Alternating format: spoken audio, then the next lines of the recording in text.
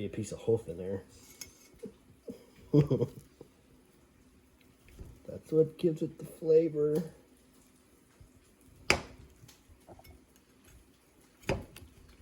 He's done this before. He's a professional spam cutter. Yeah.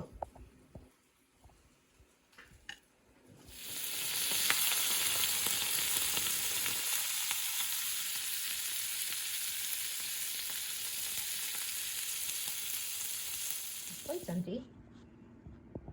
How was it? It was good. Yeah? Yeah. For a buck?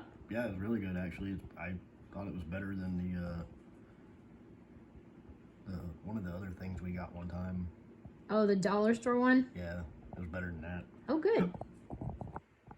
So my son texted me a little review of the Dollar Great Value Spam product. Salty in a tasty way, like any potted meat, but not overwhelming. The texture's nice, and he thought it was a great addition to the breakfast. So that's it. That is my $5 Friday, inspired by Sassy Gal Prepping. And there are so many cool channels who are doing the $5 Friday. I know Lori's Thrifty Kitchen Pantry and Martin Midlife Misadventures have both hopped onto the $5 Friday bandwagon, and we have some other great people down in the description box. Thank you again so much for watching.